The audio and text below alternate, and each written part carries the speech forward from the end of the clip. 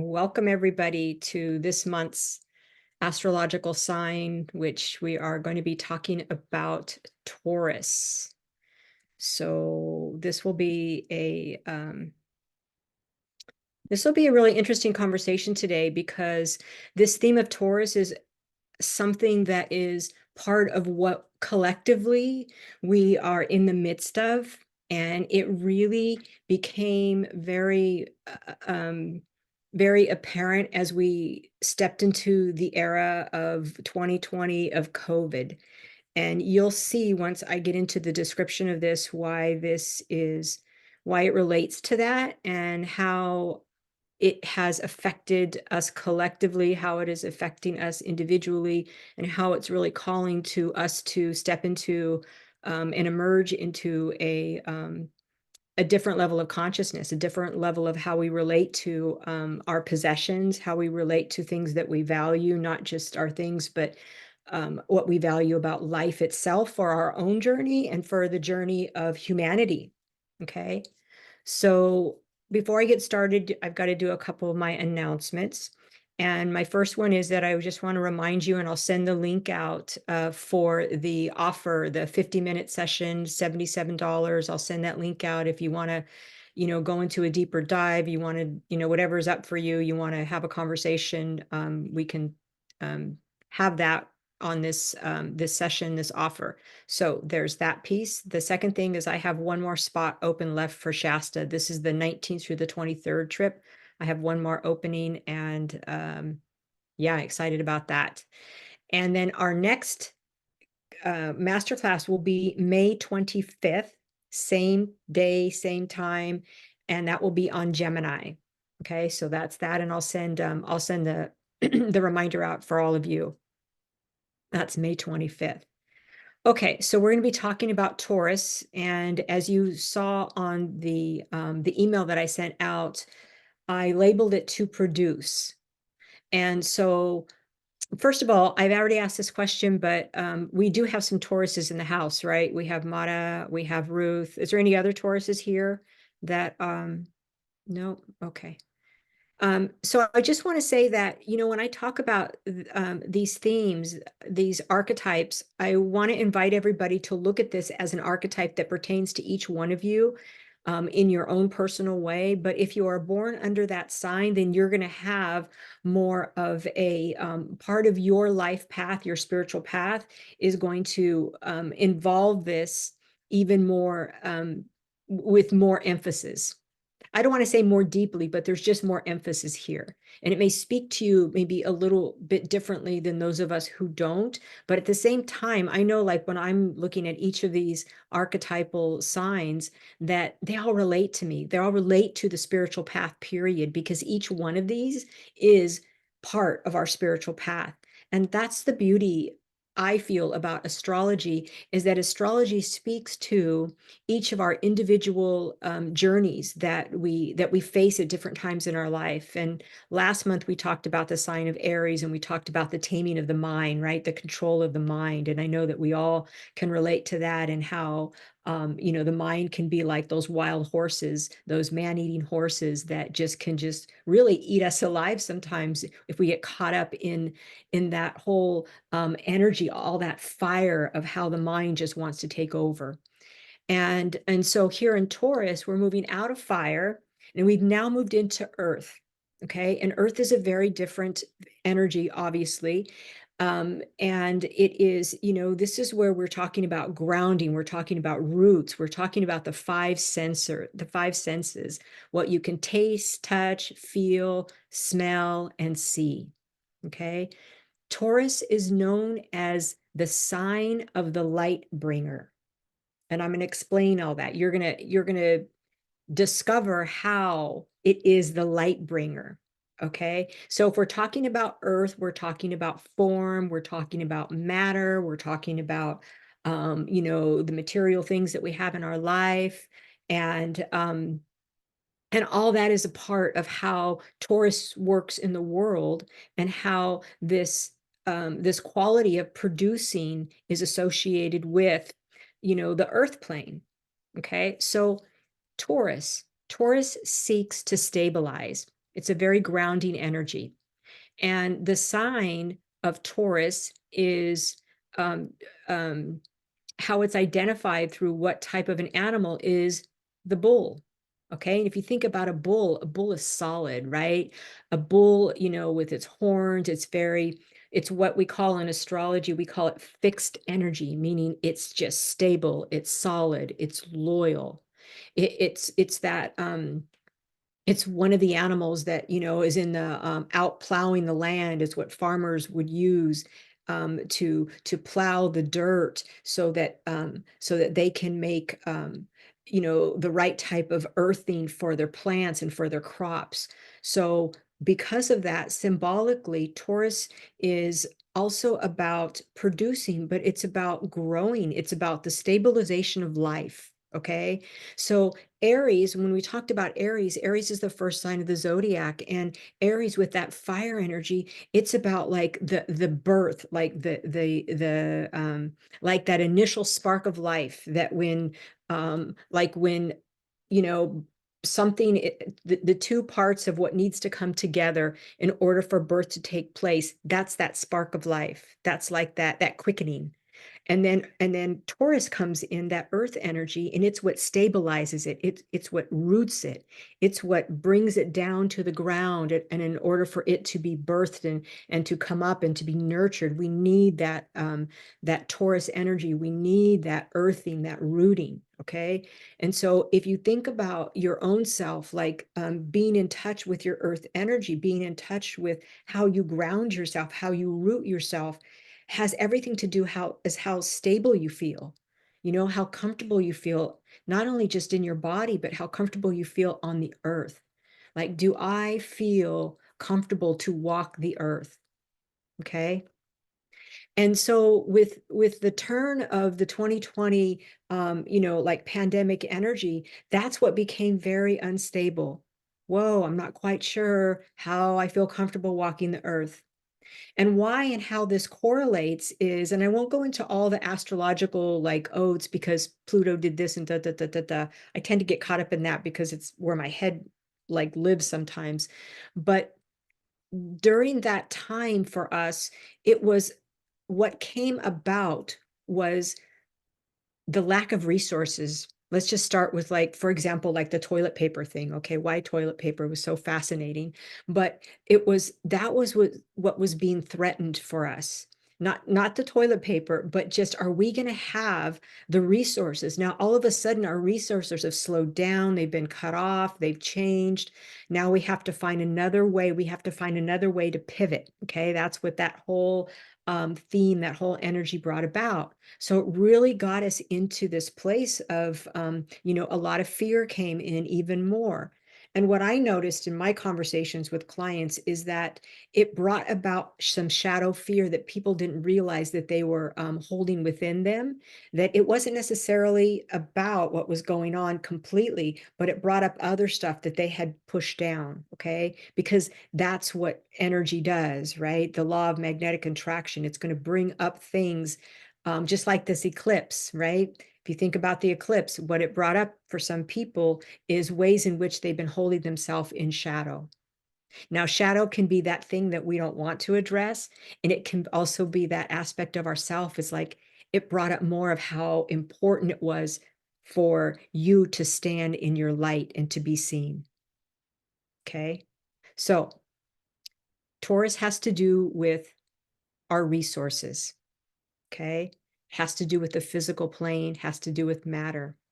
And as I said, it is about encouraging growth. It's about how we root ourselves. But it's also about the ultimate vision of what this energy brings, is how we produce in order to embody that which is sacred. For example, I'm going to use the example of an artist. Okay. There's times when let's say an artist that is a singer, and there's some singers that you will hear their music, and it's like their music touches you somewhere. It touches your spirit. It touches your soul. That is what this Taurus energy is here to bring about in the world, to take what we bring into form, to channel down what we bring into form and make that an expression of the sacred, to make it an expression of light. And that's why it's called the bringer of light. So basically, everything you do in the world, everything you do is all about, are you expressing it with good form? What is your intention behind it? Okay. So one of the things that I will describe this energy as is that it's about it's about bringing the formless, because the formless is spirit, the formless is energy, bringing the formless into form. Because basically, if you talk to people that are actual artists, that's what they do. They channel the divine, they channel that spirit and bring it into some form that then we see and that is produced as the sacred, which is beauty. Okay. And we see the beauty in the art, but really what we're seeing in that beauty is the divine energy, is the divine channeling speaking through that piece of art. Now, it doesn't mean that it is just limited to the artist. That's not what I'm saying, because we're all artists. We're all creative beings. And we all have different ways of doing that. For some of us, it's actual physical, tangible ways.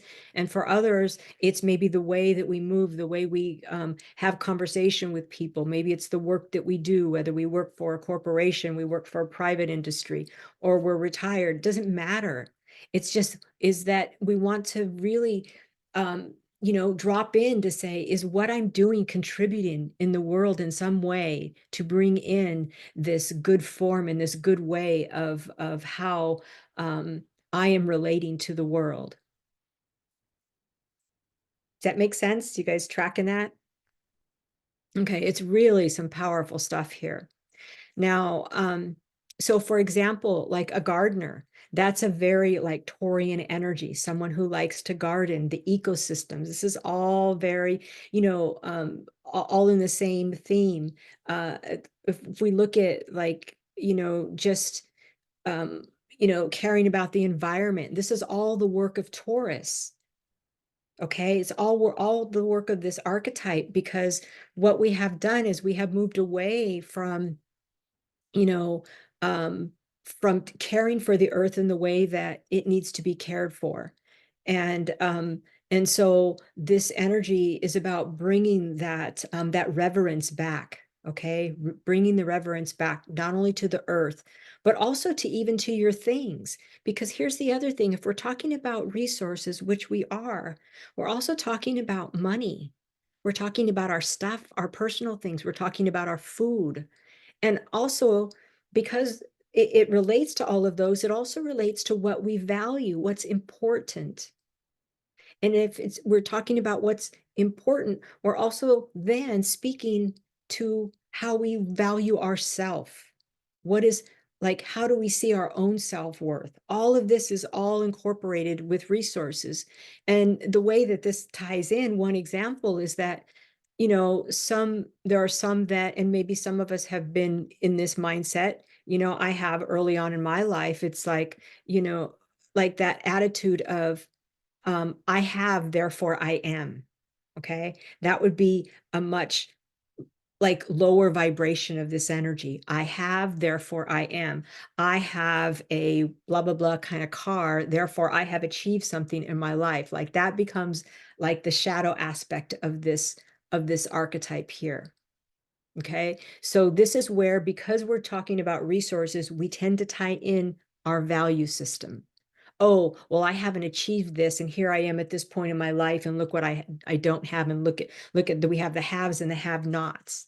Okay, the shadow part of this is capitalism in a negative light, of where everything's about like how much can we make, how much can we spend, how much can we get people to buy. Okay, this is like the shadow of this energy. Now, some of the archetypes that are associated with this with Taurus is the artist, obviously, which we are all artists in our own way, as I said, the bully, talking about the bull, the workaholic, because it's about produce, produce, produce, the tyrant, which kind of ties into the bully, and also the addict. And the addict comes in here because we're talking about stuff, our stuff. And to tie in this other word, this is a really important word here, is desire. Now, the word desire comes in here because of the material world connection. And as we accumulate stuff, what can happen? We can get caught up in the addict and the need to accumulate more to fulfill ourselves, which becomes just an addiction and a black hole. So all of this is part of this Taurian energy. And so, as I mentioned last time on this masterclass, is that wherever, if you don't have it in your chart, it doesn't matter. We don't even have to talk about it in terms of astrology, because I think all of you can relate to this in your own way. But if we want to tie it into astrology and you're not a Taurus, you can look in your chart and you can see where is the sign of Taurus, in which house does it reside. And I won't go into that too much because that gets too complicated right now for this conversation. But the point is that to take a look at where this will play out for us more in our life. Does it play out for you in your work and what you've accomplished or not accomplished? The accumulation of things for you? Where does this, I'm talking about now the addict energy, where does that come in? Like, where is that desire, that unfulfilled desire? Okay. Now, the other piece here that I think is very fascinating is that the Buddha was born under the sign of Taurus. And it is said that he actually died in the sign of Taurus. Now, I don't know that for sure, but I've read this several places, but I just thought this whole correlation was really important, because one of the concepts that we learned from Buddhism that he taught was about detachment. Detachment and the concept of desire and how to put that in right relationship. How do we be in right relationship with the quality of desire? Okay. And so what happens is when we become ruled by desire, we become controlled by it. And it becomes, again, like this never ending cycle of what we cannot seem to fulfill. So this concept of detachment and attachment that the Buddha, taught us as this very, powerful, life-changing, his work is that it is the detachment from desire. Detachment from desire is the vehicle for the entrance of light. So it's not about, you know, being like never wanting or desiring anything, but there's the shadow aspect of it, and then there's the light aspect of it. Okay. And the other thing that ties into this concept is the awakening. This is part of the Buddha's work, the awakening of the third eye. And here's what's a fascinating correlation that I found as I was studying Taurus, is that it's the eye of the bull. If you think about like the term bullseye, so what one of my mentors had shared was that it is believed that the bull's eye, the bullseye, right? It comes from this concept of the awakening of the third eye, which is the eye of the bull. Okay, and that it's a deeper way. Like the third eye is a deeper way of looking, right? It's the ability to see from the symbolic and the metaphoric. And that's how we move out of that lower nature of being in that desire of addiction. Okay. And so then what is said is that this dual head of the bull, the dual eyes of, or the horns of the bull, then similarly to, as we talked about in Capricorn, become one, which is symbolized by the unicorn, which is the one eye. Okay. So I thought that I love that. I love how these philosophical concepts and these ideas become so symbolic for us. So is everybody tracking me so far? I know I'm giving out a lot of information, but you guys good? Okay. Okay. So now I want to talk about Hercules. And I'm going to bring another story of Hercules. And because okay, not because, but as I mentioned in the last class, and I'm going to mention it again here, is that Hercules, um, in order for him to prove that he could serve and be fit to serve the greater whole, he was given 12 labors. And each of these 12 labors have been related to each of the astrological signs. And so this labor of Taurus is what I'm going to share with you, the story of it. And remember, this is myth, okay? Although I believe that there is some true history of Hercules, but what I'm going to be speaking to is myth. Okay, so Hercules is this task of Hercules. I believe this is called the seventh labor, is to capture the Cretan bull and bring it to the place of where the one-eyed man is. Okay, so Hercules sets out on his journey. And this time when he sets out on in a very different way, because he is still suffering and has been humbled by his last labor, which was in the sign of Aries, where his friend got eaten by those wild horses because Hercules decided, like, oh, he's got it. He'll go and return the horses, and I'll just go on to the next labor because of his impatience. So he's having a much different experience when he sets out on this labor. So Hercules finds the bull, he chases it down and overcomes it. Okay. Now, this is important. He finds the bull, he chases it and overcomes it. He mounts this Cretan bull, which is supposed to be a really powerful bull, and rides it across the sea to the place of the one-eyed man. So when he arrives, he's met by three cyclops, and who take the bull and deliver it to the holy place that it needs to be delivered. And what happens is this bull is then set free. So the concept, the idea of this story of Hercules having to go out and capture this bull, the bull symbolizes desire. Okay. So this spiritual task here is about learning to control the lower nature of our animal desires.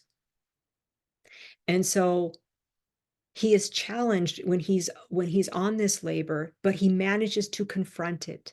He manages to confront his own desire, whether it's his self-indulgent, and it's even sexual desire. And it's not about no sex, it's about the lower nature of these different promptings that we feel, the animal nature of ourself, which we can call the lower mind.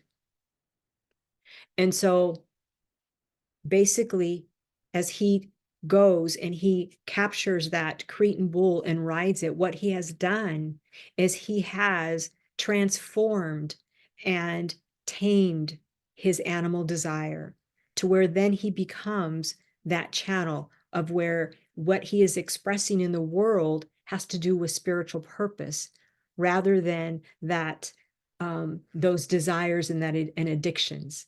Okay, so overall, what this story here in Hercules is teaching us, right, is to question ourselves, like our daily actions, like how driven are we? How driven are you by desire that is separate from like your inner spiritual self? And asking yourself the question, like, is it possible for me to have enough? Or do I always feel like I need to have more and more?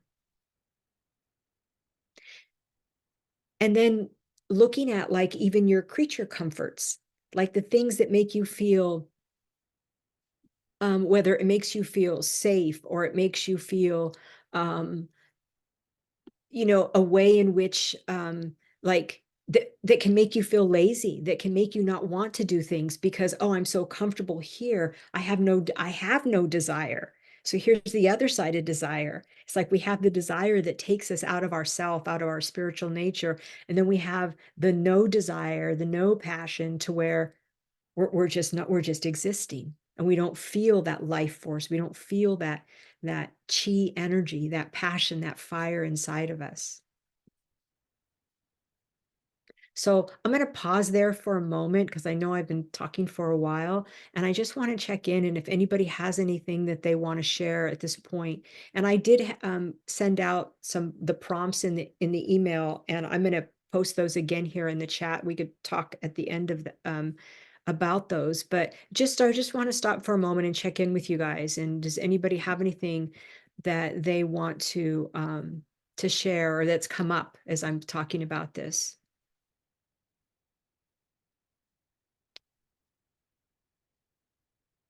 No, nobody? You can unmute. Go ahead, Barbara. Oh, a lot has come up. I can't define it or be specific right now, but it's powerful. It's just amazing. It's intriguing. And that's really all I can contribute, but a lot comes up. Just a Okay. lot. Yeah. Thank you. Maybe I'll be better able to define it as we go on, but wow. Yeah. And you know, Barbara, thank you for just coming off mute and saying that, because what I think is really um, important and powerful, what you shared, is that there are things moving and processing inside of you. And right now it's like things are just happening, and it becomes like, it's not that it's too much to process. It's like, no, it's still processing, you know? And so, Right. yeah, thank you. That's how I felt that way. Go ahead, Barbara. I mean, go ahead, Heidi. Sorry. You said I have, therefore I am. And I am thinking I am, therefore I have. Mm. Mm. And I'm not quite sure what that means, but that's the way it resonated to me. Oh, I love it. Thank you. Yeah. Anybody else have anything they want to? Go ahead, Heidi. And I totally agree with you, Barbara. It's like, whoa, like someone took the can off the lid and it went, whoo. Yeah. Yeah, this is a really powerful piece here. You know, living in the, obviously we're human beings on the earth plane. Therefore, you know, in talking about things that have to do with our physical self and our physical safety and all of that, you know, this Taurus energy is an important piece, I think, to understand and to just sit with. And I think one of the other pieces here that I want to just kind of bring to mention again is this whole idea of bringing in good form. Okay. Taking the ideas that you're thinking and bringing them into form. And I think that we get caught up in that in this whole spiritual, you know, existence that we're in, and especially those of us here that we're in spiritual community. We all are. And that it has to be spiritual. Well, everything is spiritual because everything is sacred. So whatever it is that you bring is part of the contribution, right? It doesn't have to look and be, and we tend to define it and judge it and all of that. It's like, no, it's all a contribution. And that's what's being called for right now, is this contribution. So Taurus builds as a function of the sacred, okay? And beauty rises from this right relationship to form. You know, when I was studying all of this astrology in this way, with this particular teacher, I mentioned him before, William Meter, uh, he taught me about beauty. He taught me about beauty, that beauty is sacred. And this isn't the beauty of like the shadow of glamour. Like, this is about the beauty that we bring. And I that just at the time was so powerful. And what he mentioned, he says beauty is as important as love. And you know, I don't know if any of you are familiar with the gentleman. His name is Matthew Fox. I'm not familiar with a lot of his work, but back when actually it was back in, I think it was 2016, if I have my dates right. Maybe it was 2018. I don't know, but it was when we elected when the country elected President Trump. And when that happened, there was a lot of uh, instability. Okay. It really rocked the world. And there was a writing that a friend of mine sent to me, and it was written by Matthew Fox. And one of the things that he talked about was like what was happening in the world, some of the shadow pieces that were coming up. And one of the things that he mentioned is he talked about what was going to help to transform and change things would be beauty. And that really resonated with me because I had learned that beauty wasn't just from the shadow of what glamour is, but beauty is like, how do we bring beauty into the world? Which is, how do we bring another form of love into the world? And so that's part of what this Taurus energy brings. And that's what it's here to teach us. It's here to teach us the good form, how to bring the formless into form. How do we bring the divine into the expression of the things that we see here on the planet? So it's like being out in nature, like that beauty of nature. That we say it. We say the beauty of nature, like it's all connected, powerful, very powerful. So the assembly of form is not just physical, even though it shows up as physical, it is deeper and greater than that. So, as I said before, what you do, everything you do is form. How you interact is all form. So what I want to do now is I want to dive into some of these prompt questions that I sent out, and hoping that I hear from some of you, because I really love hearing what comes up or what's coming up. That is how we all, like, that's how we learn. It's how I learn. It's how we put pieces together for ourselves and for each other. And it's how, like, community is what's going to also bring the transformative, like, nature of what needs to happen. And one more thing before I go to the questions. So I was talking to a friend of mine, and she was sharing with me, I think it was a dream that she had, and I won't go into all the details of it, but what came from the conversation, what we distilled from it all, was that how, she was sharing how it's the nature of of each of us to evolve. It is the nature of a seed to grow. And it is the nature of humanity to continue to expand its consciousness. And so, like, we can't stop it. We won't be able to stop it. What how it unfolds, we have some level of co-creation in that, but there are things that are just going to happen because it is what happens. A child is born, and they're going to grow in whatever form that takes, but they're going to grow. And so is the nature of humanity. And so is the nature of the universe, of the galactic, um, you know, totality of everything. So let's take a look at one of these questions, or all of the questions, or whichever one pops up for you. But I'll just start with the first one. And the first question is, what do my possessions tell me about my value? And that could be one that, if you want to unmute and speak to it, or that could be one that just you want to self-reflect for yourself. And it reminds me of that. I don't remember the name of the book, but there's that book that has to do is, if it's not bringing you joy in your life.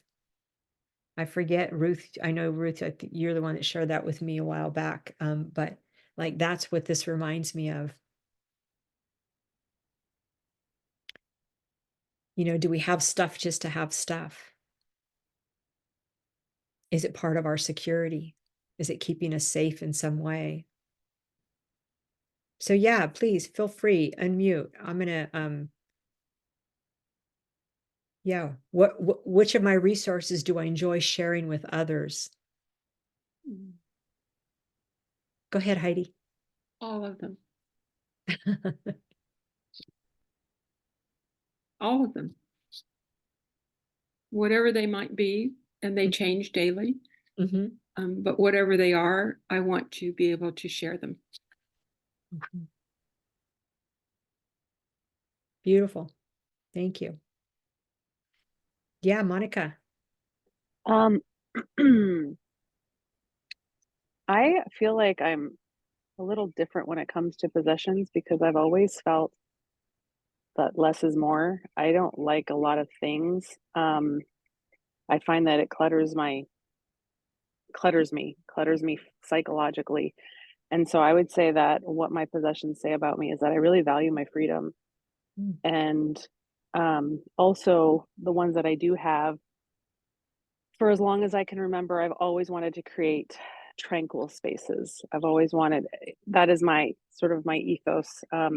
When I put anything together, it's always there's always a sense of peace and lightness to it. And I think that just speaks to the type of environment that I feel best in is something that's just really calm and peaceful.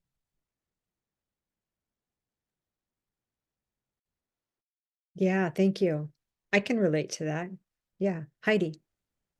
Um, I have a lot of things that I've gathered over the years, and you talked about beauty, and I feel that the garden is one of the most beautiful places in the world. And walking on the sand at the beach is beautiful, and finding little diddly things that are laying within the sand. And you talked about the simplicity of space, which I think is important. Some might walk into my home and think it was cluttered, and others might think, gee, you have a lot of stuff. But when people walk in and say that they feel safe, and that they feel the air change when they come into my home, and then I think that's because I love what's in it and I want to share it. So I think whatever works for each individual is the way it should be. And if it's not feeling right, then we have the ability to make it different. And if we don't make it different and we make the choice to not make it different, that's a shameful thing. And I hate the shame word because I was thinking the other day about how I shamed my children. You know, when I was a mom, young mom, that was the way we disciplined, was to shame them. So I'm sorry to use the word shame, but if we don't change, it's on us, and then shame on us. That's my 2 cents today. Thank you, Heidi. You know, it reminds me, like I look around like my office space, and this is just my room, my office space, and everything in here, like I don't feel it's cluttered, and I don't like clutter. But I do have some stuff in here, but everything means something. Everything is some sort of medicine for me. And when I look around my house, like this is all part of this Taurian energy, is that I want to see beauty. You know, I just like I create beauty in my home, at least with my idea of what beauty feels like to me. And not necessarily from an aesthetic place, but from a feeling place. It's like I want to look to the left and I want to see that picture. And it's like, oh, that's so beautiful. And that makes me feel an energy inside of my body. And so I like to clear out. I don't like to save. Go ahead, Pat. Yeah, people could walk in my home and say, "Oh my God, you have so much stuff." But to me, everything that I have is a memory. And it just brings me such joy. I feel such a peace when I walk in my home. And people say that when they walk in, they say, "Oh my goodness, it's so peaceful here." And yet I have bright colors. I think I have red in every room in my house. You know, so somebody that's minimalist would run out screaming, but but to me, it's me. And I live here alone, so you know, yeah. So for me, this is comfort. This is joy. It's memories. I have a lot of art from all my travels. I always collect individual artworks from street people or whatever, and people in all over the world when I travel. And every time I look at it, I can remember that person and our interaction. Anyway, and I have a lot of family stuff, but and I feel so at peace here and so grateful that I have my home, and it's my little cocoon. Thank you, Pat. Thank you for sharing that. I have another. Oh, Leslie, go ahead. I'm going to go on to another question. This made me think of when I moved out here to Las Vegas, 16 years now. I got rid of a lot of stuff, and I used to be into stuff, and I'm not anymore. And I have never felt freer than when I got rid of all this useless stuff. And I'm just like everybody was saying, what I have now, everything really means something to me. I mean, deeply means something, whether it's a gift or like, you know, a souvenir from a trip or whatever. I've never been into labels as far as clothes. Most of my clothes come from like a craft fair or something like that, or something unusual I'll see. That's the kind of clothes I like to buy. Um, I used to just buy clothes to buy clothes. I was crazy about clothes, but it's not that important to me anymore. None of that stuff means a thing to me anymore. But what I have, I do cherish. It means a lot. But that freeing feeling, I'll never forget that. It was wonderful. Thank you, That's Les. Yeah, no, thank you. Yeah. Anybody else have anything that they want to share on that piece? Oh, Paul. I'm not sure if it's that piece, but it's on sharing resources. Yeah, I was invited to a fundraiser, political fundraiser, but it doesn't matter what it was about. And they needed to raise money, and I thought, well, I have some artwork, and then I was a little scared to like give it up, right? I think I'm going to donate this. There'll be an auction, and someone will get this, and I'm going to part with a nice piece of art.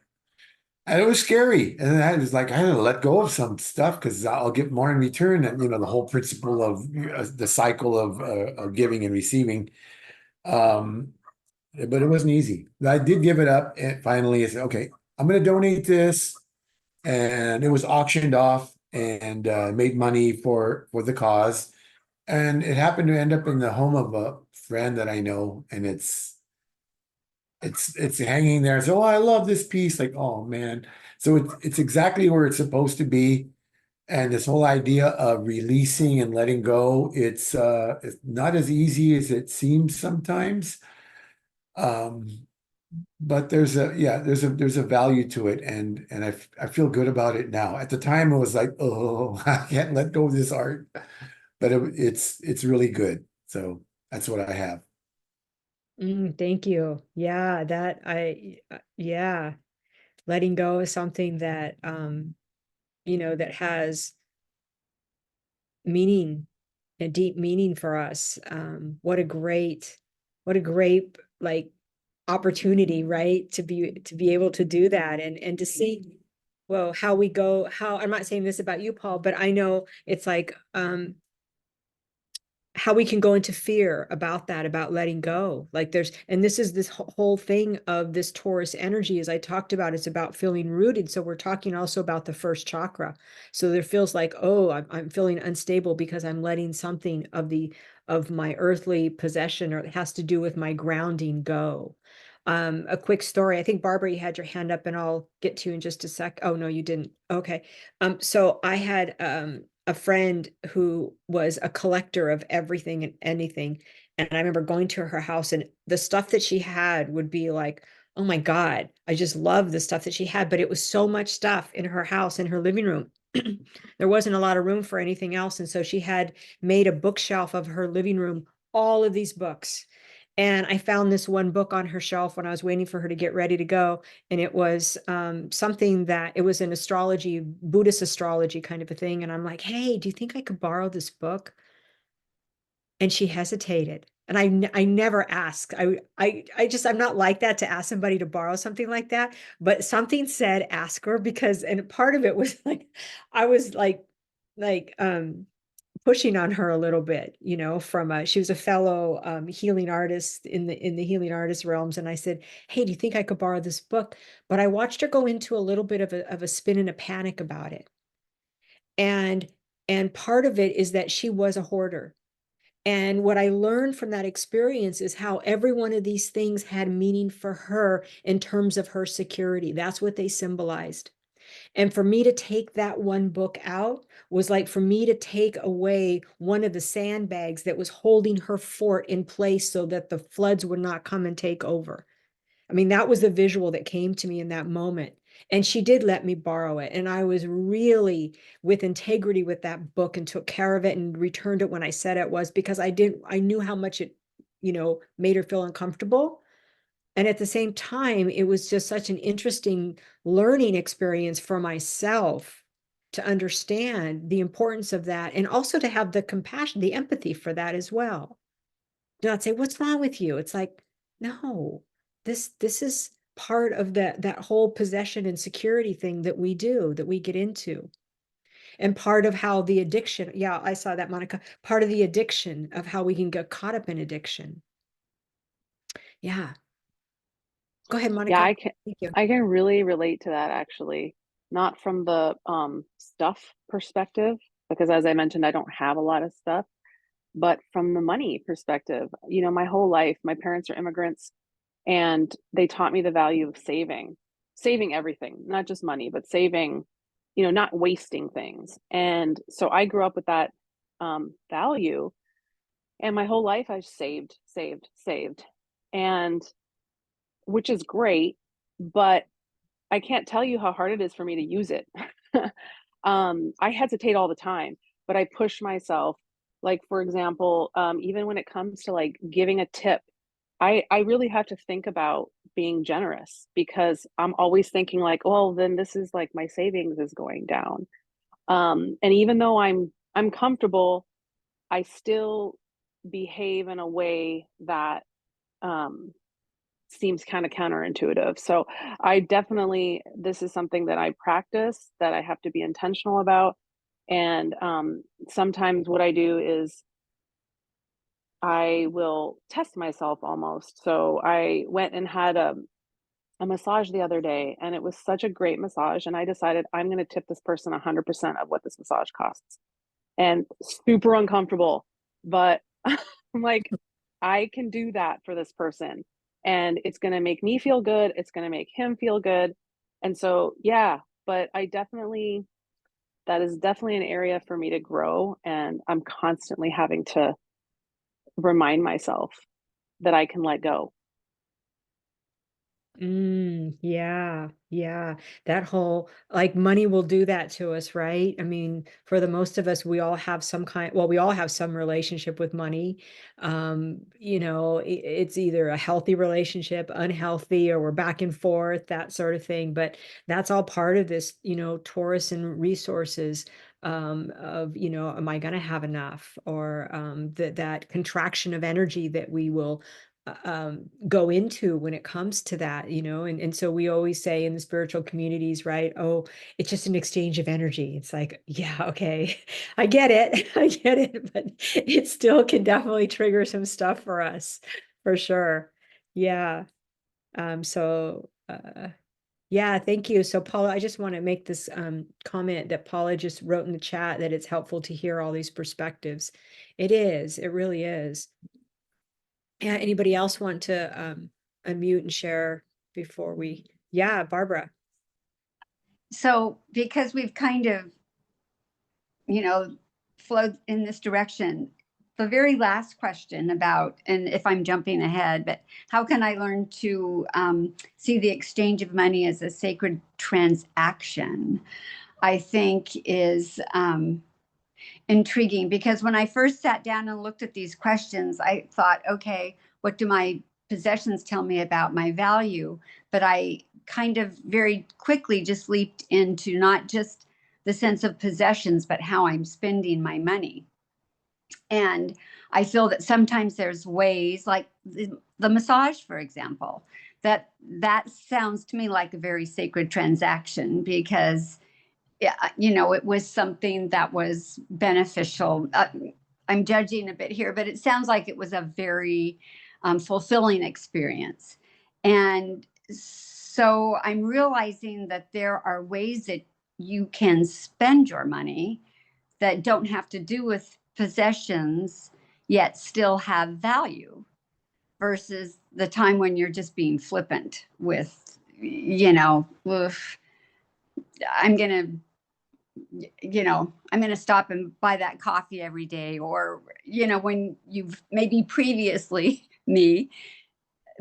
purchased a beautiful bag of fresh beans. And so why am I not at home grinding the beans and making my own cup of coffee?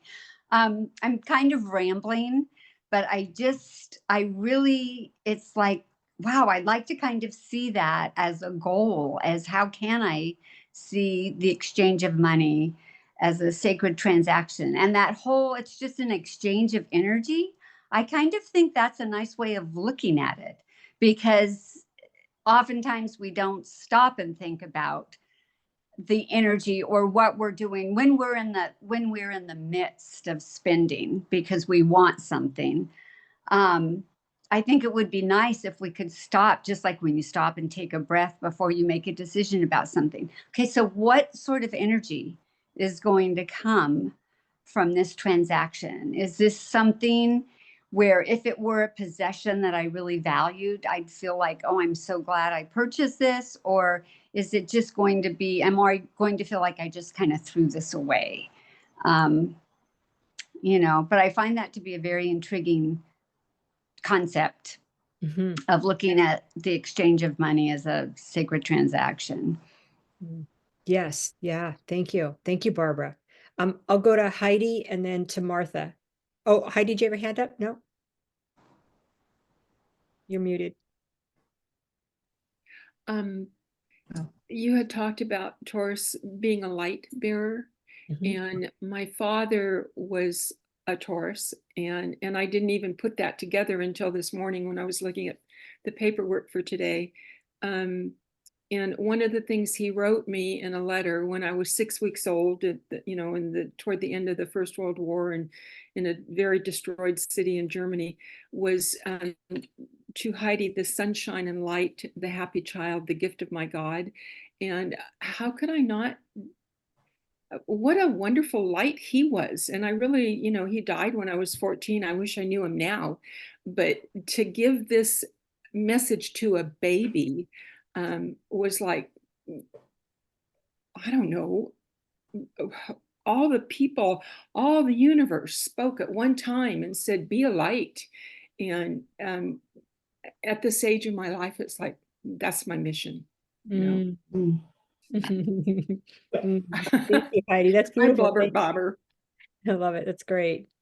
Thank you. Martha, then Maggie. I'm ruminating over your statement that the task is to tame the desire and transform it into sacred form. And where I'm watching in my life is there are certain things that I wish to transform. I'd like to have a larger tiny. I live in a tiny house, but I'd like to have a tiny where I have space to welcome visitors. I get a lot of visitors, and I hate that I have to say, well, you pay for lodging over there and it's going to cost you such and such. I'd rather be able to welcome them into my home. I've always been able to do that, so it's a value of mine, and my current tiny doesn't lend itself to that. So that is a desire, and part of that is then I wish also to do it without going into debt. So I've been also asking the question, who have I come here to be in this iteration, this time, now that I'm here? So I've been exploring a lot of volunteering. I've been applying for positions, and the right thing just isn't showing up. So I'm asking the question, is there more for me to do in the transformational process in order for the sacred to show up, or to for me to know and step into that? So that's kind of what I'm ruminating. I don't know if you have anything to say about that. Well, thank you for sharing. But the last thing that you just said, I just want to tie this piece here, is that there is nowhere the sacred is not, right? There is nowhere the sacred is not. And so where you're doing, who you're being, and what you're contributing is all part of the sacredness of that last piece that you said. And yet there is probably more, right? Because we're constantly growing and evolving, and so there is more. I mean, if we I look at my own personal journey and the work that I started doing originally, and then where it's evolving, it's like, it's all this, it just keeps moving and happening. Yeah.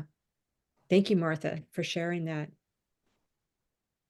And so Well, you brought something up. I'll go to Maggie in a minute, but you brought something up, I think that's really, I do want to leave everybody with is to look at the word or the idea, the concept of value, and like your own values, and what are they, like actually naming those values, writing those values down. And that all of our choices that we're making in our life should somehow reflect those values, one of those values in some way. And then we have, like, if we're in a relationship, this is what I'll tell couples. It's like, you have your values, they have their values. And then we have a conversation about those values separate from the collective value of what are the relationship values. Can I help and support my partner to be able to stay on the path and walk the path of his values and he mine, and then together we have our values. I think that's like, all of those are, when I was going through the coaching program, it was much more of a head program, but that was one thing I took away from this program, was the concept and how to work with values. So thank you for bringing that up, Martha, about the value piece. May I just ask, is that Yeah. then considered part of that transformation and manifestation process coming from us, we as participants, when we do things like make it concrete, like write it down? Yes. Bringing the formless into form. Yes. Or into art. Exactly. Into an expression of something. Yes. An expression of beauty. Yes. Maggie. Oh, go ahead. Sorry. Okay. Yeah. You want me to share now? Go for it. Okay. I've gotten some answers already from different shares, but I'm in a process assisting my son to clear out his house, and he's kind of a hoarder.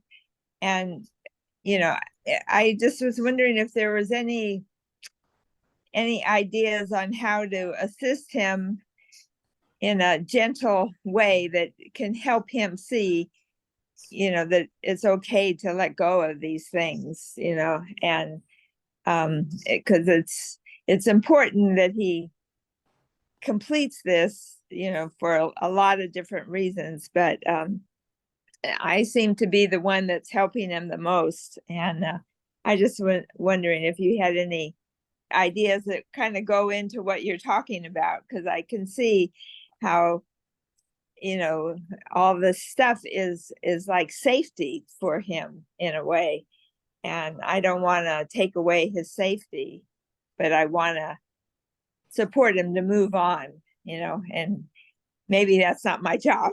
I don't know. I do have some codependent stuff going on right now, so yeah. I think that's I'll just comment on this. It's very much a first chakra connection of feeling safe and grounded in the world. And for the sake of, just because we don't have a lot of time for me to go into it, it's like speaking from that place. And I think you already tapped into it, Maggie. I mean, I know you know the work, and it's not, I feel like it's not about telling someone, oh, it's going to be okay, because that's not enough to tell somebody it's going to be okay, but to really go deeper with that feeling of not feeling safe and grounded, and speak from that place. How can I make you feel grounded as we move through this process, that sort of thing. Like, that's where that would be my come from place on that. yeah. Thank you. Yeah, you're welcome. So was there any other, we're getting close to winding up the time here. Is there anybody else that wants to make a comment? Barbara? Oh, am I unmuted? Yes. Okay, just quick. because I'm just going back to that, making the form, bringing the formless into form, and something you said about it's all a contribution, and everything I do is sacred. Everything I do is form. So, we've talked about the artist, writing it down, those sorts of things, finding expression. So like changing a routine, or changing a habit pattern, that sort of thing. Could that also be, or I suspect that would also be bringing the formless into form? Yes, absolutely. Okay. So Yes, it doesn't because- necessarily have to be like a physical Mm-mm. piece. Okay. It's a No. creation of something different. Okay. Yes, yes. Okay. Exactly. Great. And that's really important. I'm glad that you brought that up, because it's not just about the physical. We're talking about everything. Like I said, everything we do is form. So it's a routine, it's a habit. How are we expressing ourselves? Yeah. Thank you. Yeah, you're welcome. Thank you. Okay, if we don't have, oh, Heidi. I want to share a little quick little story. I have someone who had told me a year or so ago, this person's words were, "I'm still the same person that I've always been." And I had to stop and keep myself from saying, "That's unfortunate."